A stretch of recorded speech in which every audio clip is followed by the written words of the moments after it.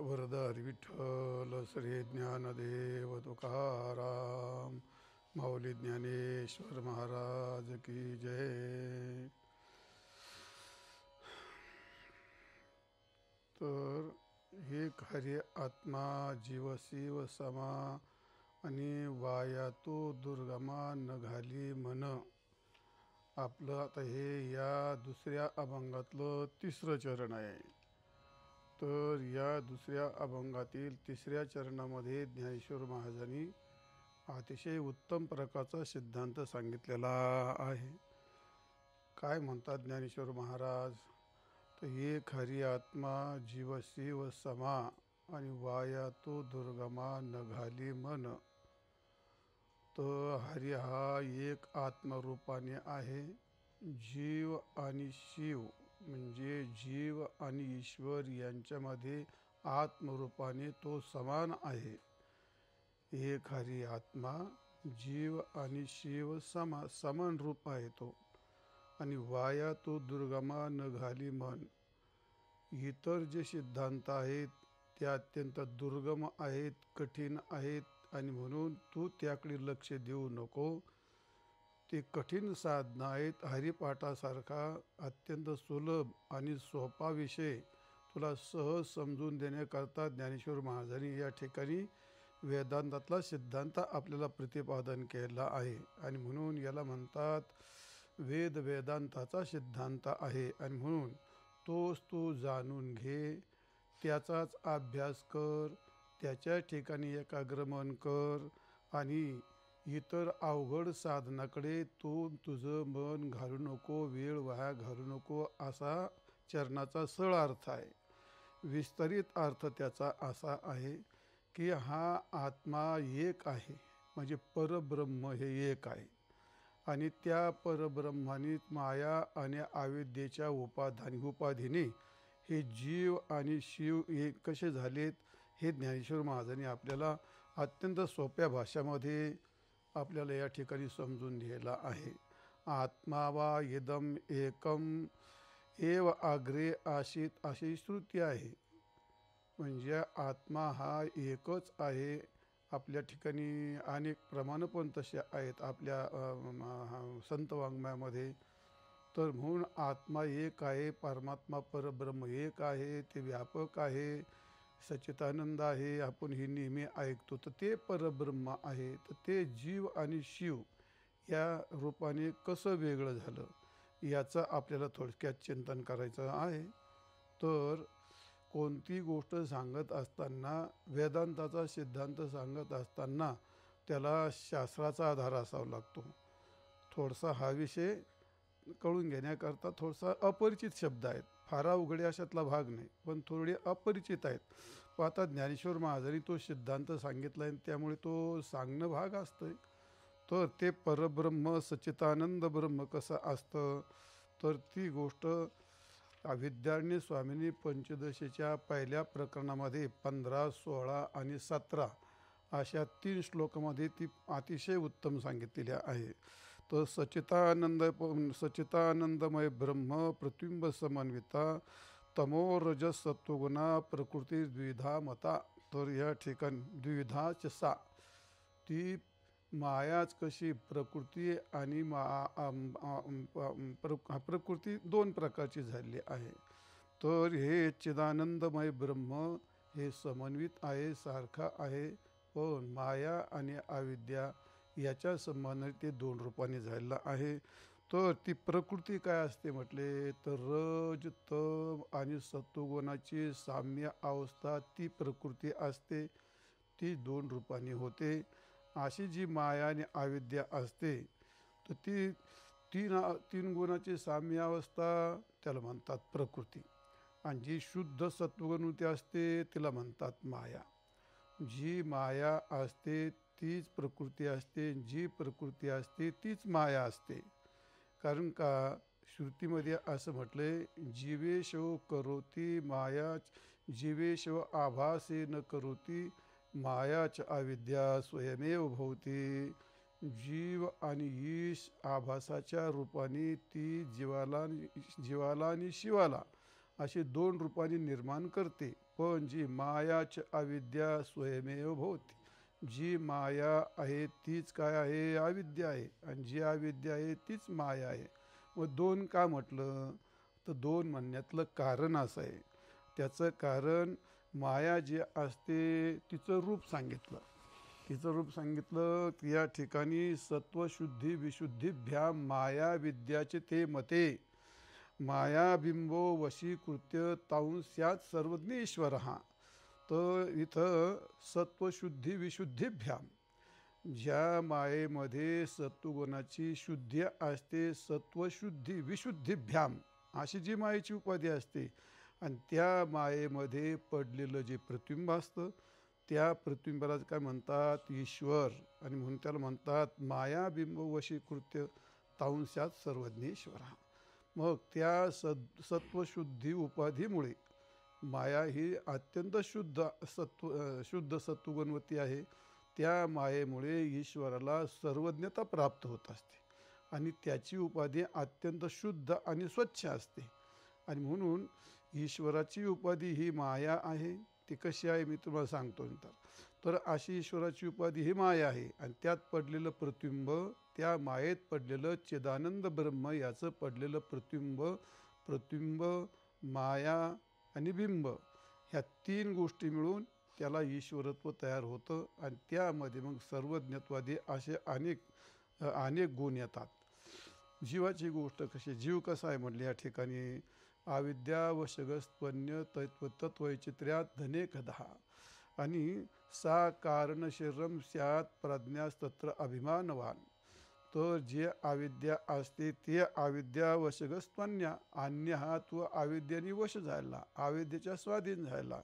आणि मग ती काय? वैचित्र्यात अनेक रूपाने होते. वैचित्र्यात अनेक रूपाने होते म्हणजे किती रूपाने होते? ती अनेक रूपाने, देव तिर्यंगादी.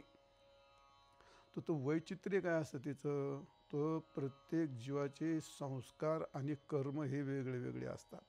अंतःकरण जरी सर्वांचं सारखं असलं तरी त्या अंतःकरणामध्ये संस्कार, त्या ठिकाणी संस्कार हे वेगळे वेगळे असतात. आणि त्यामुळे ते अनेकदा, अगदी किडा मुंगी पशु पक्षी देवादिकापर्यंत इतके तिचे भेद होतात अविद्येमुळे.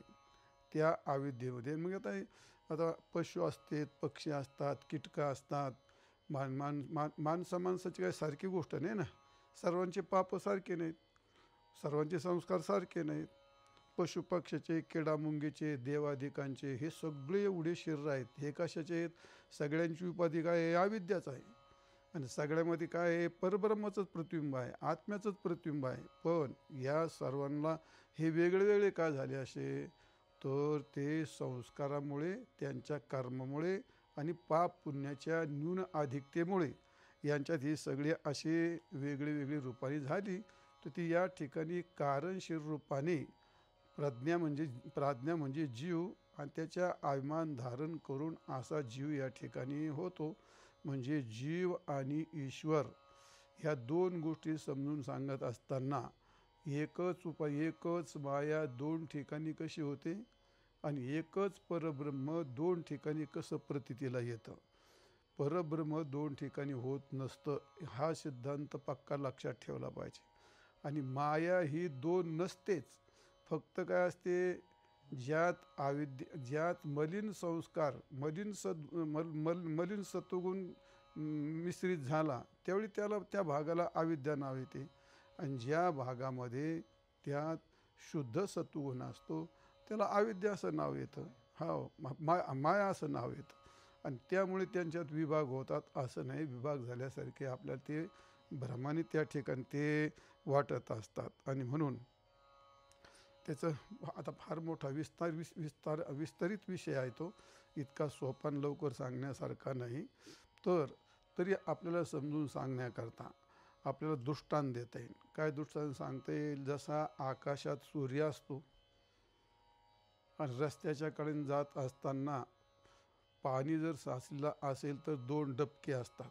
त्यातलं एक डबकं काय असतं? छोटं असतं, आणि एक डबकं काय असतं? मोठं असतं थोडंसं. पण मग सूर्याचं प्रतिबिंब पडलं, मग दोन्ही डबक्यात पडेल का नाही? दोन्ही पाण्यामध्ये पडेल. दोन्ही पाण्यात पडलं तर एक थोडंसं काय होतं, गढूळ पाणी असतं आणि एक काय असतं, खूप स्वच्छ पाणी असतं. त्या स्वच्छ पाण्यामध्ये सूर्याचं प्रतिबिंब कसं दिसेल, शुद्ध स्पष्ट दिसेल. आणि किंचितचं गढूळ असलं तर त्यात सूर्याचं प्रतिबिंब पडेल, पण ते कसं दिसेल, ते थोडंसं अत्यंत अंधुक अंधुक दिसेल, कारण ते पाणी थोडंसं गढूळ आहे. आता या दृष्टांताने आपल्याला जीव आणि ईश्वर काय हे समजायला काहीच अडचण नाही. साधू संतांनी हे याकरता तर त्यांनी अवतार घेतले आणि आपल्याला सांगितलंय. केवढा सिद्धांत आपल्याला सोपा करून सांगितला आहे. म्हणजे याचा अर्थ मोठ्या पाण्यात, मोठ्या डबक्यात, शुद्ध पाण्यात पडलेलं प्रतिबिंब याला ईश्वर म्हणायचं. आणि थोडंसं मलिन झालेलं पाणी असतं, गढूळ पाणी असतं, त्या छोट्या पाण्यामध्ये पडलेलं प्रतिबिंब याला जीव म्हणायचं. यालाच अविद्या म्हणायचं. आणि याला, या पाण्याला अविद्या म्हणायचं आणि या पाण्याला माया म्हणायचं. आणि यात पडलेलं प्रतिबिंब म्हणजे सूर्य, प्रतिबिंब आणि पाणी या तिघांचं एकीकरण केलं का, मग याला ईश्वर असं म्हणायचं.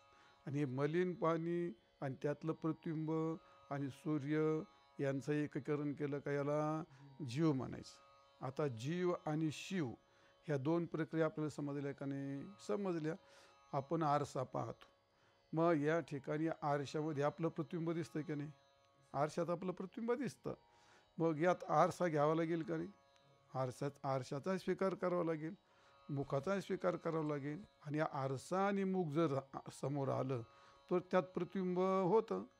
मग प्रतिबिंब म्हणण्याकरता आरसा बाजूला ठेवून चालेल का? नाही. बरं, मग मुखाला बाजूला ठेवून चालतं का? नाही. मग जसा आरशाची गरज आहे आणि मुखाची गरज आहे, मग आरशात प्रतिबिंब पडल्यामुळे मुखाच्या ठिकाणी धर्म कोणता येतो? बिंब. बिंबत्वन, प्रतिबिंबत्वन, आरसा याला म्हणतात जीव. वास्तविक मुखाच्या ठिकाणी बिंबत्वही नाही आणि आरशात प्रतिबिंबत्वही नाही. ती समोर उपाधी आल्यामुळे त्यात बिंब प्रतिबिंब भाव तयार झाला. तसं ब्रह्माच्या ठिकाणी ईश्वरत्वही नाही आणि जीवत्वही नाही. मायेच्या उपाधीने त्याच्या ठिकाणी ईशभाव तयार झाला आणि अविद्येच्या उपाधीने त्याच्या ठिकाणी जीवभाव तयार झाला. जीवभाव आणि ईशभाव हे दोन्हीही उपाधीच्या आहेत, आपल्या बुद्धीची कल्पना आहे. आणि त्यामुळे या दोघांच्या दोन उपाध्या असल्या तरी स्वरूप मात्र काय आहे? एकच असतं. एका आरशात अनेक प्रतिबिंब पडू शकतात, तसंच असतं या ठिकाणी. आणि म्हणून या ठिकाणी जीव आणि नाथ महाराजांनी पण याचं फार सुंदर वर्णन केले. अविद्या कल्पना तेने झाला जीव आणि माया उपाधी शिव बोली जेते. मग अविद्या आणि कल्पना काय असतं? ते अविद्या तर झाली, पण जीवाच्या बाबतीत कल्पना म्हणजे अनेक संस्कार, अनेक कर्म, अनेक पाप, ह्या सगळ्या कल्पना आहेत ना, या त्या अंतःकरण त्याचे काय झाले आहे? संस्कार असतात. आणि त्यात प्रतिबिंब पडलं म्हणून त्याला जीव म्हटलं. आणि माया उपाधी शिव बोली ती मायाची उपाधी आहे आणि म्हणून त्याला शिव असं म्हणतात. लोक म्हणतील या मला काही कळत नाही. अरे तुम्हाला कळत नाही भल्या माणसा हो, पण नाथ महाराजांनी लिहिले हरिपाठात, माऊली ज्ञानोबांनी लिहिले हरिपाठात, आणि ते पण तुम्हाला कळूनच नाही घ्यायचं. याचा अर्थ तुम्हाला तुमचा उद्धार करून घ्यायचाच नाही असा त्याचा अर्थ होतो. तुम्ही पाप पुण्याला भीत नाहीत, तुम्ही स्वर्ग नरकाला मानित नाहीत, तुम्ही साधू संतालाही मानित नाहीत. अशी माणसं ही राक्षस असतात. ही माणसं काय असतात? राक्षस असतात. ते ना देवाला मान्यता देत, ते ना संताला मान्यता देत, नाही त्या संत वाङ्मयाला मान्यता देत, ना सिद्धांताला मान्यता देत. जी माणसं गीता तत्व, संत तत्व मानित नाहीत, ती माणसं नरकाला काय मानतील? ती माणसं ही पापाला काय मानतील? आणि जी माणसं पापाला मानित नाहीत, त्याला पुण्याचं तरी काय घे नाही. याला काय म्हणतात? हे पशवत. तुका म्हणे आयशी बुद्धी ज्याची जड, आणि त्याहुनी दगड बरे देवा. ह्याच्यापेक्षा काय गोष्ट सांगायची? म्हणजे जी माणसं काय म्हणतो आपण त्याला राक्षसी वृत्तीचे असतात, त्यांचे संस्कारच पशुचे असतात, अशा माणसाला हे पटत नाही. आणि बऱ्याच वेळा कोणाची तरी भेट होऊन काहीतरी ऐकल्या जातं. आपण जी कल्पना करतो, आपली जी मान्यता असते ती आपल्या मनानेच मानलेली असते. मनोमारी गेला आणि मग तो संपला इथं, तसा प्रकार होतो. त्यामुळे आपण एखाद्या बुद्धीने निश्चय करतो, मनाने कल्पना करतो, हेच खरं आहे असं म्हणतो. तसं जगात कोणाचं खरं होत नसतं. त्याला संतवाङ्मय आणि वेद हा आधारित असावा लागतो. पण आता बरेच असे तरकट माणसं असतात, आपल्या मनाला नाही पटत. हा हे देव तुमचा कुठं दाखवा. ज्या अशा खुळचट कल्पना असतात, ही माणसं खूप अज्ञानी असतात. मुद्दा असा सांगायचा, हा वेदांताचा सिद्धांत आहे, संतांचा सिद्धांत आहे. त्यामुळे जीव म्हणजे काय असतो, जीव म्हणजे काय असतो, ईश्वर म्हणजे काय असतो, हे समजून घ्यायला काही फारच अवघड असेल तर काही भाग नाही. अरे तुम्हाला जर मोठमोठे गणितं सुटतात, ते डॉक्टर इंजिनियरची एवढी मोठी अभ्यास करता, त्याच्यापेक्षा फार अवघड आहे काही काहीच नाही. शाळेचे अभ्यास व्हायचा तर फार अवघड नाही, पण समजूनच नाही घ्यायचं म्हटल्यानंतर त्यात आपलाही काही विलाज नसतो. ते बिचारी जे नाही समजून घेणार, मग त्यांना ते आपल्याला प्राप्त होतील ते अधोगतीला जातील. पण समजून घेतलं तर या ठिकाणी सर्वसाधारण सामान्य माणसाला समजण्याकरता संतांनी हरिपाठ लिहिले, ते इतकं सोपल्या आपल्याला सांगितले. म्हणून महाराज म्हणतात, अविद्या कल्पना तेने झाला जीव, आणि मायेची उपाधी त्याला शिव असं म्हणतात. हे संतमान्यता ही. आणि अशी जी उपाधी असते, मग त्याला त्या उपाधीमुळे भिन्नता होते. व्यापक वस्तू असते ती उपाधी परामर्श मंतरेनं अविभाविमान भेदत्वात. उपाधीचा स्वीकार केल्या वाचून व्यापक वस्तू ही भिन्न होत नसते. आकाशाला घटाची मठाची उपाधी दिल्याशिवाय आकाशाचे भेद होत नसतात. घट आणि मठ या उपाधीने आपण त्याला घट आकाश आणि मठ आकाश म्हणतो. त्याचप्रमाणे हे परब्रह्म आहे, हे व्यापक आहे, हे नित्य आहे, सांगितलं तुम्हाला कालच्या पाठामध्ये. आणि अशा परब्रह्मात भेद होत नसतो कधीही. मग कशाने भेद झाला तो? उपाधिकृत. त्याला काय म्हणतात? उपाधिकृत भेद. वास्तव भेद नसतो, तो उपाधिकृत भेद असतो. असा उपाधिकृत भेद होतो. आणि उपाधिकृत भेद जर झाला तर तो मग शास्त्राने त्या भेदाच्या निवृत्तीकरता पण या ठिकाणी आपल्याला शास्त्र सांगितलेलं आहे. वेदांत शास्त्रामध्ये त्याला आपण असं श्रवण, मनन, निधिध्यासन आणि तत्त्वम पदार्थ शोधन असं सांगितलं कधी. मग तत्त्वम पदार्थ शोधन याचा अर्थ तत् आणि त्वम, त्वम आणि आशी. तत्पदाचा अर्थ काय, त्वम पदाचा अर्थ काय, आशी पदाने कसं एकत्व सांगितलं. ओघाने आलं म्हणून आपण 1-2 मिनटं ते सांगणार आहोत. तत्पद आणि तत्पदाचा वाच्य काय असतो? ईश्वर. आणि त्याचं लक्ष काय असतं? ब्रह्म. त्वम पदाचा वाच्य काय आहे? जीव. आणि त्याचं लक्ष काय आहे? कुटस्थ.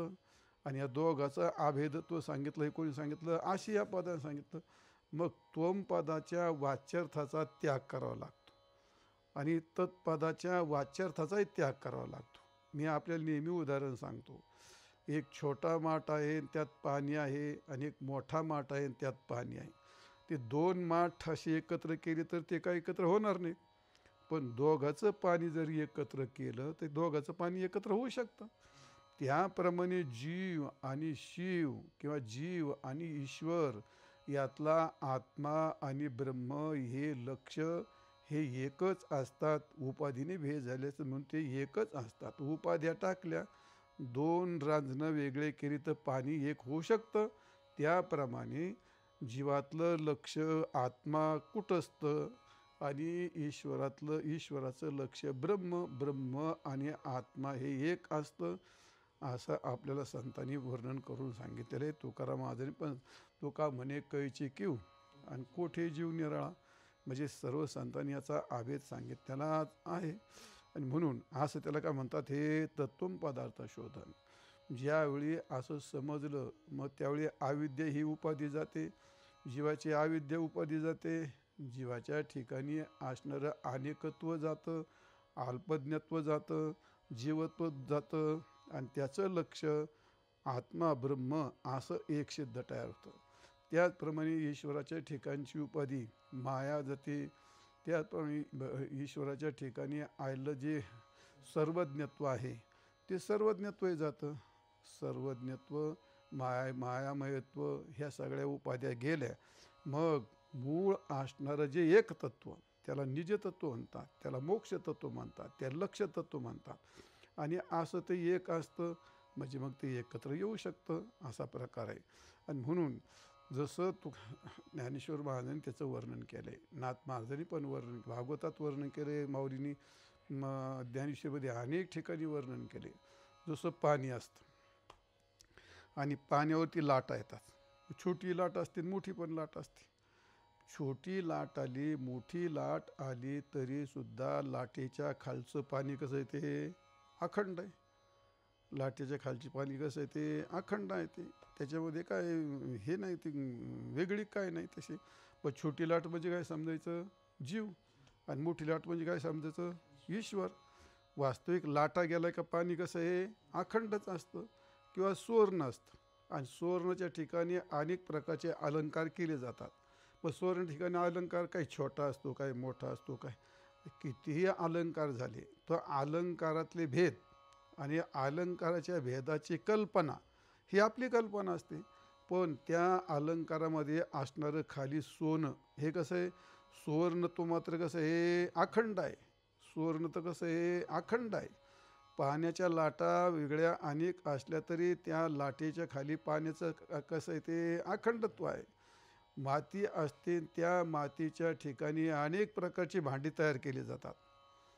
मग ते छोटं असतं, अनेक प्रकारचे ते काही घट असतो, त्याला गाडगं म्हणतात, घट असतं, परळ असतं, रांजण असतो, घागर आहे, डेरा आहे. पूर्वीच्या कालामध्ये कितीतरी असायचे. दुधाचं ते दुधानं, भाजीचं ते तौली म्हणायचे त्याला, आणि ताक ठेवायचे त्याला मोरा म्हणायचे, दही ठेवायचे मग त्याला दह्याचं गाडगं म्हणायचे, घुसळण करायचं त्याला डेरा म्हणायचे, पाणी ठेवायचं त्याला केळी म्हणायचे, घागर म्हणायचे, आणि जेवायचं भांडं त्याला परळ म्हणायचं. असे सगळे ते भांडे असायचे. मग भांडे एवढे जरी झाले तरी मृत्तिका इत्येव सत्यम, त्यातली माती मात्र अखंडच राहते, ती काही वेगळी होत नाही, ती एक सत्य. जसं खापराच्या अनेक भांड्यात माती एकच सत्य असते, सुवर्णाच्या दागिन्यात अनेक दागिन्यात सुवर्ण हे एकच असतं. आणि लाटावरती पाण्यावरती अनेक लाटा आले तरी त्या लाटेच्या खाली पाणी एक आणि अखंड असतं. म्हणजे पाणी एक आणि अखंड आहे, सुवर्ण एक आणि अखंड आहे, आणि मृत्तिका ही एक आणि अखंड आहे. तसं जीव आणि शिव या दोघांच्या मध्ये असणारा परमात्मा परब्रह्म, त्याला आपण सच्चिदानंद ब्रह्म म्हणतो, तर ते ब्रह्म एकच असतं. श्रुतीने असं म्हटलंय, सदैव सौम्य दमग्र आसीत एकमेवा द्वितीयम ब्रह्म निहेना नास्ति किंचन. हा परमात्मा एक आहे आणि त्यात कोणत्याही प्रकारचा भेद नाही. मग तो भेद जातो पण केव्हा, जीवानी जर कल्पना टाकून दिली तर भेद जातो, आणि नाही टाकून दिली तर मग भेद जात नाही. तुम्हाला छोटीशी गोष्ट सांगतो. नाथ महाराज म्हणतात, दुर्बळाची कन्या समर्थाने केली, आणि पुढे काय मग, अवदशा निमाली दारिद्र्याची. मग तसं ते नाथ महाराजांनी हे प्रमाणित उदाहरण आहे, ती नाथ महाराजांनी लिहिले. ती नाथ महाराज म्हणतात, एक राजा होता. राजाने शिकारीला जायचा असा, आणि राजा शिकारीला जायचा. मग तेवढं घोड्यावर जायचे ना. आजचे राजे काही घोडे बिडे नाही राहिले, आजचे राजेच नाही राहिले आता. मग तो राजा घोड्यावर जायचा शिकारला, शिकार करून आला. आपल्या नगरीत येत असताना रस्त्याच्या कडेला खेडेगावामध्ये शेतीमध्ये महिला काम करत होत्या, आणि त्यात महिलेमध्ये एका गरीब ब्राह्मणाची मुलगी ही काम करत होती, भटाची मुलगी.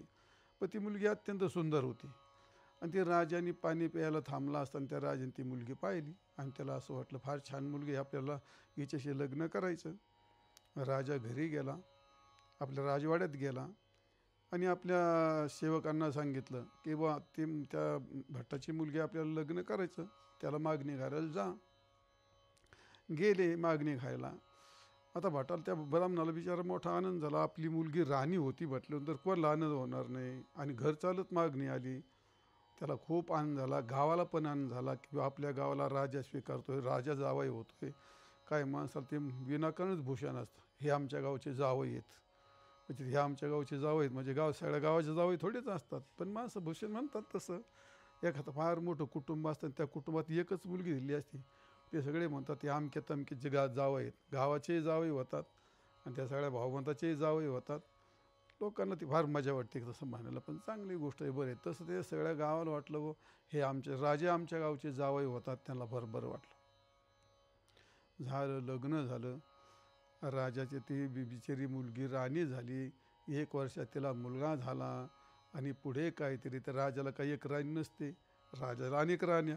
त्यांचं काहीतरी बिघडलं. तिला ती काय, ती म्हणली मला नाही जायचं, मला इथं राहायचं नाही, मला माझ्या वडिलाकडे जायचं. ती बिचारी ती मुलगा घेऊन वडिलाकडे गेली. आता गेलं तिथं कशाचं काय, राजाला विरोध केला होता, बाकीचं काय विषय राहिला. ठरल्याप्रमाणे ती रोज मजुरीला जायची. पुन्हा एके दिवशी राजा शिकारीला गेला, त्याच रस्त्याने गेला. तो तिकून येत असताना त्याच ठिकाणी तो मुलगा एका झाडाखाली मोठमोठीने रडत होता, आई आई करीत होता. त्याला भूक लागली होती आणि राजा येऊन पाहतो तर त्या मूल रडत होतं. त्याला वाटलं अरे हा मुलगा तर आपल्यासारखा चेहरा याचा, हा का रडतोय. आणि म्हणून चौकशी केली तर तो मुलगा आपलाच आहे आणि तू ती भटाची मुलगी इथं काम करते. आणि मग त्या मुलाला सांगितलं, बाळा हे बघ, मी तुझे वडील आहे आणि तू माझा मुलगा आहेस, तर तू हे सगळं सोड आणि राजवाड्यात चाल, तू राजपुत्र होशील, तुला सर्व ऐश्वर्य मिळेल. पण तो काही यायला तयार नाही. तो म्हणायचा मला माझ्या आईकडेच जायचं, व तो आई सोडायला तयार नाही. त्यामुळे राजाचा नाविलाज झाला. राजाने त्यांच्या राजवाड्यात निघून गेला. गोष्ट संपली, दृष्टांत संपला. पण सिद्धांत फार मोठा आहे त्यातला. काय सिद्धांत मोठा आहे, ती भटाची मुलगी म्हणजे कोण आहे, माया, अविद्या. आणि तो मुलगा म्हणजे कोण आहे, जीव. तो जोपर्यंत त्या मायेला अज्ञान अविद्येला सोडत नाही तोपर्यंत तो त्या राजाच्या घरी राजवाड्यात राजपुत्र होऊ शकत नाही. तसा त्या भटाच्या मुलासारखा हा जीव आहे. तो त्याच्या आई म्हणजे अविद्येला सोडायला तयार नाही आणि त्यामुळे हा जीव राजाकडे परब्रह्माकडे जायला तयार नाही आणि त्यामुळे तो परब्रह्मरूप होऊ शकत नाही. आणि म्हणून विचाराने अविद्येचा त्याग करणं आणि परब्रह्म स्वरूपाचा स्वीकार करणं, गुरुगृही जाऊन याचं चिंतन करणं, ही गोष्ट म्हणजे त्या ठिकाणी याला म्हणतात. जसं या ठिकाणी माये उपाधीने परब्रह्म भिन्न झाल्यासारखं वाटतं, त्याचप्रमाणे विचारांती आणि मग तत्विधी प्रणिपाते न परिप्रश्नेन सेवया उपदेक्षन्ते ते ज्ञान पैगा बरवे जरी मनिया अथी आणावे तरी संताया भजावे सर्व ज्ञानाने तो सिद्धांत प्राप्त होतो. म्हणून ज्ञानेश्वर महाराज फार विस्तारित नाही, थोडक्यात सांगितलं. एक हरी आत्मा जीव आणि शिव यांच्यामध्ये समान एक रूपाने राहतो आणि त्या एकच आत्मा हरी या परब्रह्मरूपी हरीला जीव माया आणि अविद्या आणि माया या उपाध्या लागल्यामुळे त्या ठिकाणी जीव आणि शिव असं झाल्यासारखं आपल्याला वाटतं.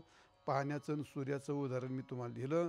सूर्याच्या ठिकाणी परब्रह्म आहे आणि प्रतिबिंब पाणी याच्यामध्ये जीव आणि ईश्वर असं समजून घ्यायला काय हरकत नाही. म्हणून माऊली म्हणतात, एक हरी आत्मा जीवशिव समा वायातू दुर्गमा न घाली मन. तो वायातू दुर्गमा न घाली मन, तो वायातू दुर्गम म्हणजे न घाली मन याचा अर्थ दुर्गम शब्दाचा अर्थ आहे कठीण. दुर्गम शब्दाचा अर्थ आहे कठीण.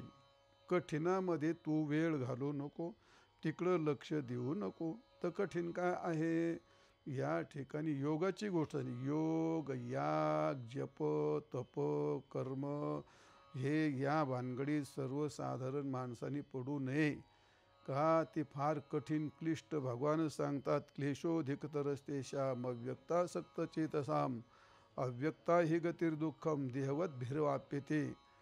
अशी कठीण गोष्ट जी सकळ हितांच्या भूती निरलंब अव्यक्ती आणि पसरली आसक्ती भक्तिविन तया महेंद्रादिपदे करिता ती वाटवदे रिद्धी सिद्धींचे द्वंद्वे पडून ठाती काम क्रोधाचे विलग उठवती अनेक आणि शून्य आयशी अंग झुंजावे की तहानिल्या तहानच प्यावे भुकेलिया भूकच खावी अहोरात्र व्हावी व्हावा वारावूनी देहाचे पोडणी निरोधाचे वेल लावणी झाडाशी साजणी चावळवे गा वगैरे वगैरे मौली तिथं म्हणतात. म्हणून योगाची आवाटा जे निघाले गा सुबटा त्या दुःखाचाचे शेल वाटा भागा ना.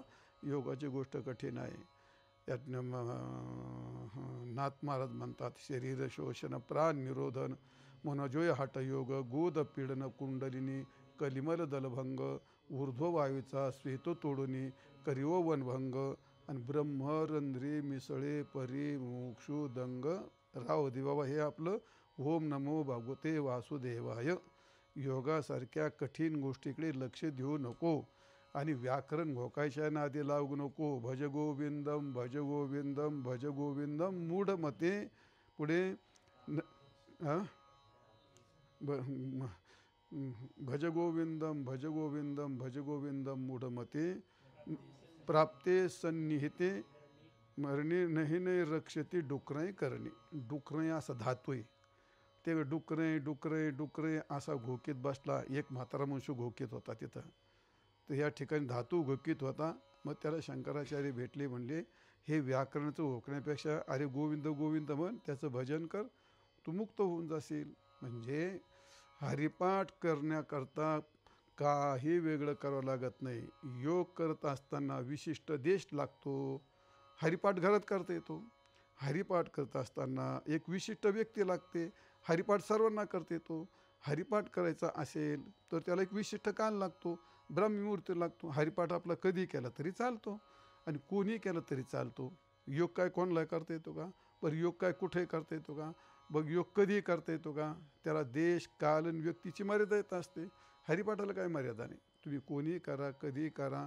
तुम्हाला समजलं तरी त्याचं पुण्य आहे आणि नाही समजलं तरी त्या समजलं तर सिद्धांत समजून तो मुक्त होईल. आणि जरी त्याला आज नाही समजलं उद्या समजेल आणि समजल्यानंतर तो मुक्त होईल. आणि नाही समजलं तरी सुद्धा त्याच्या पापाची निवृत्ती होऊन त्याला एक दिवस निश्चित समजेल. मग ज्ञानेश्वर महाराज म्हणतात एक हरी आत्मा जीव शिव समा. बाबा तू वाया तू दुर्गमा न घाली मन.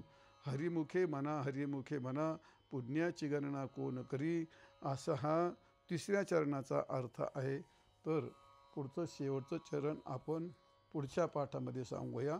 पुंडलिक वरदे हरिविठ्ठल श्री ज्ञानदेव तुकाराम माऊली ज्ञानेश्वर महाराज की जय.